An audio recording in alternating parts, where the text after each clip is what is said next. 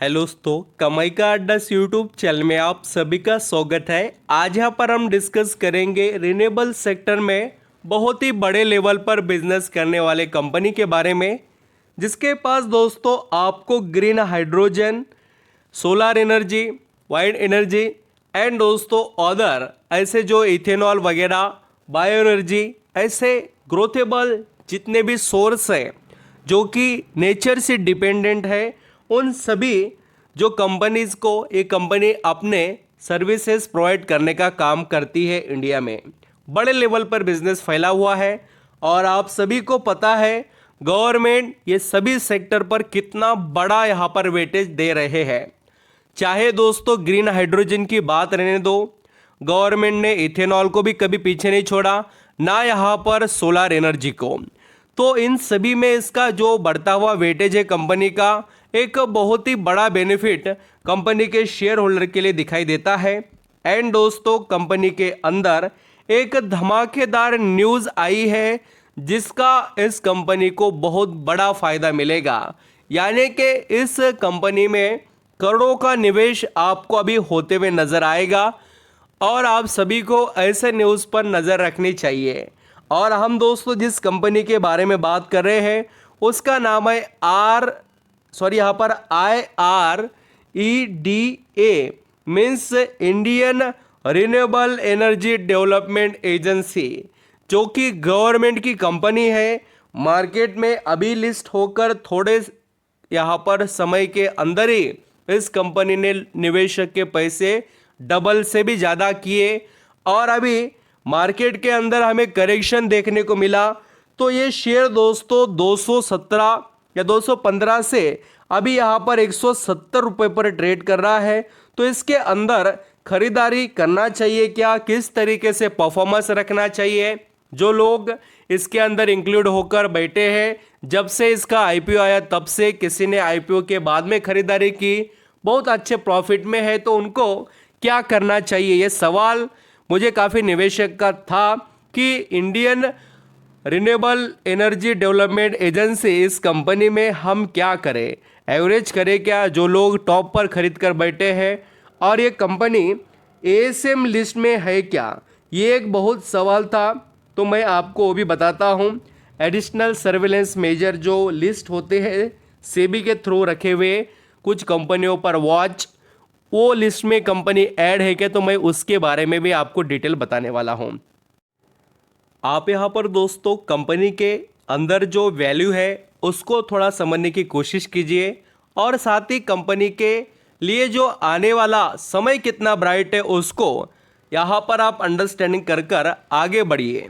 जैसे कि अभी यहाँ पर Indian renewable energy development agency इस कंपनी के स्टॉक को देखें तो 170 रुपये पर ट्रेड कर रहा है और काफ़ी समय से इस स्टॉक में लोअर सर्किट हमें देखने को मिले 5 दिनों से। जैसे कि एक बड़ी बात है दोस्तों कि कोई भी शेयर एक बड़े ग्रोथ के बाद में हमें करेक्शन तो दिखाता है और मार्केट झुंड में चलता है, यानी कि इंडाइसेस अगर हमें गिरावट में देखने को मिले तो कितनी भी बड़ी कंपनी रहने दो उसके अंदर हमें करेक्शन देखने को मिलता है। और ख़ास कर अगर उस कंपनी में बड़ी तेज़ी आकर गई हो तो तेज़ी के बाद में तो प्रॉफिट बुकिंग होती है, इसमें किसी को भी डाउट नहीं होना चाहिए।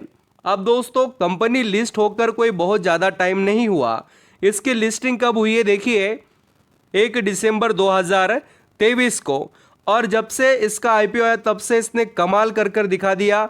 62 रुपीज़ का शेयर पहुंच गया दोस्तों 200 यहाँ पर 14-15 रुपए के करीब। तो पैसा बना है और बिल्कुल कंपनी ने पैसे छाप कर निवेशक को दिए। अब कंपनी में न्यूज़ क्या आई है उसको मैं थोड़ा पहले आपको बताता हूँ। देखिए दोस्तों MSCI एक इंडेक्स है जो मॉर्गन स्टैनली का है, एक बड़ी कंपनी है जो इन्वेस्टमेंट से रिलेटेड काम करती है, पोर्टफोलियो मैनेजमेंट के ऐसे सभी इसके पास बिजनेसेस, या हम कह सकते हैं कि इसका यहाँ पर ये पूरा सर्कल है बिजनेस का। तो इसके यहाँ पर कुछ इंडेक्स होते हैं जो ये कंपनीज अपने इंडेक्स में इंडिया के और ऐसे बहुत से अलग अलग कंट्रीज के कंपनियों में निवेश करते जाते हैं। तो इंडेक्स में जो इनके इंडिया के कुछ स्टॉक इंक्लूड किए उसका फ़ायदा यहाँ पर हमें देखने को मिल रहा है। और ख़ास करके दोस्तों जो हमारे पास या हम यहाँ पर जिस कंपनी को आज स्टडी कर रहे हैं, Indian renewable energy development agency, इस कंपनी को यहाँ पर MSCI इंडेक्स जो मॉर्गन स्टैनली का है, उन्होंने स्मॉल कैप इंडेक्स के अंदर इस कंपनी को ऐड किया है। अभी ऐसे ही किसी कंपनी को ऐड किया नहीं जाता। ऐड करना मतलब उस कंपनी के शेयर खरीदना पड़ेंगे, यानी कि इसके अंदर आएगा इनफ्लो, यानी कि ये जो MSCI इंडेक्स या यहाँ पर ये जो कंपनी है वो निवेश करेगी यहाँ पर इंडियन रिन्यूएबल एनर्जी डेवलपमेंट इस कंपनी के अंदर। और ऐसे बहुत से कंपनी को इंक्लूड किया गया है। तो हमारा टॉपिक जो है वो इस कंपनी के बारे में इसलिए मैं बता रहा हूँ।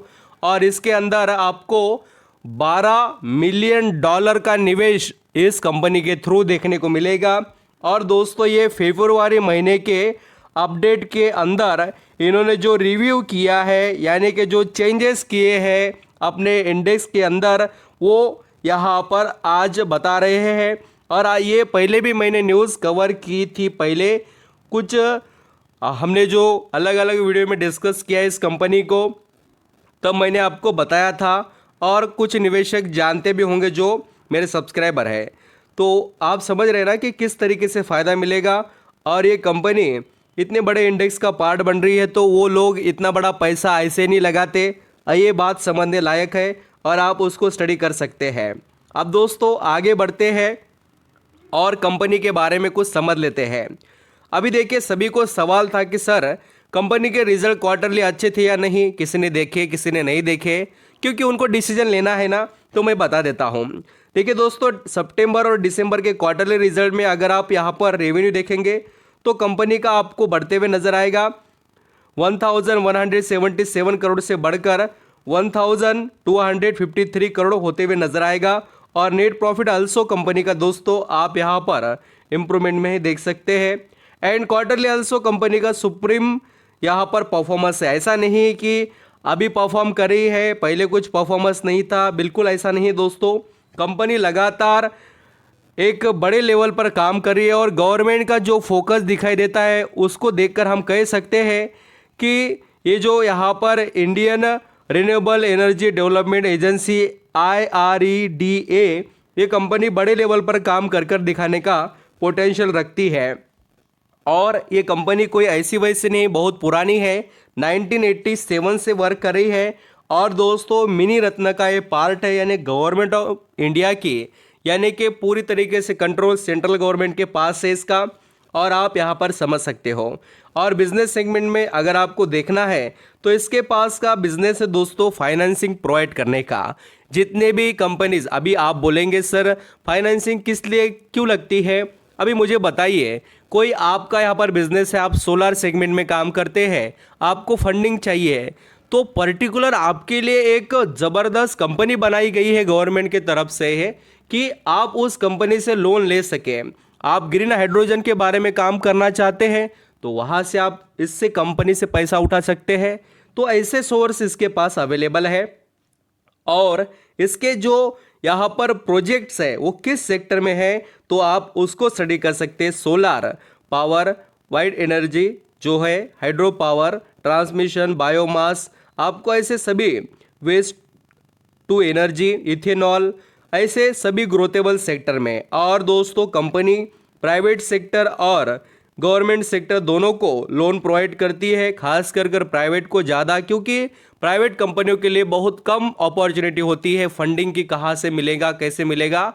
बट दोस्तों गवर्नमेंट को गवर्नमेंट दे देगी, बट प्राइवेट के लिए कम होता है। इसलिए ये 73% जो प्राइवेट कंपनीज है उनको लोन प्रोवाइड करने का काम करते हैं। तो आप स्टडी कर सकते हैं बिल्कुल कंपनी के अपॉर्चुनिटी को देख। अभी दोस्तों सभी के माइंड में ये सवाल आएगा कि सर सब कुछ चीज़ें हमने देखी समझी, बिल्कुल सही है, अब इस कंपनी में करें क्या। तो देखिए दोस्तों, कंपनी के अंदर जैसे मार्केट करेक्शन दिखाएगा वैसे हमें प्रेशर तो देखने को मिलेगा। मार्केट कभी भी यहाँ पर जब नेगेटिव हो तो ऐसा एक्सपेक्टेशन मत रखना कि कंपनी आपको अपोजिट साइड परफॉर्मेंस दिखा दे, यानी मार्केट गिरावट में और स्टॉक तेज़ी में, ऐसा नहीं होता है। कंपनी ऑलरेडी बहुत ज़्यादा यहाँ पर तेज़ी दिखा चुकी है, तो इसके अंदर करेक्शन आपको देखने को मिलेंगे। तो आप चाहे तो इसके अंदर लॉन्ग टर्म के हिसाब से सोच सकते हैं। देखिए दोस्तों, इस कंपनी में जो ग्रोथ है वो ऑलरेडी यहाँ पर एक अच्छी खासी हो चुकी है। तो जो भी निवेशक किसी ने 60 पर खरीदा है, कोई आईपीओ से जब लिस्टिंग हुई तब से या आईपीओ जब आया था तब से इंक्लूड है, तो वो कोई ना कोई पैसा निकालेगा। देखिए, इसमें किसी को डाउट नहीं होना चाहिए।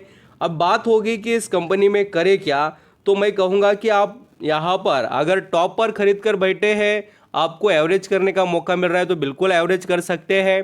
और जो कोई यहाँ पर पार्शियल प्रॉफिट बुकिंग कर सकता है, प्रिंसिपल अमाउंट का निवेश यहाँ पर कंटिन्यू कर सकते हैं और प्रॉफिट निकाल ले सकते हैं।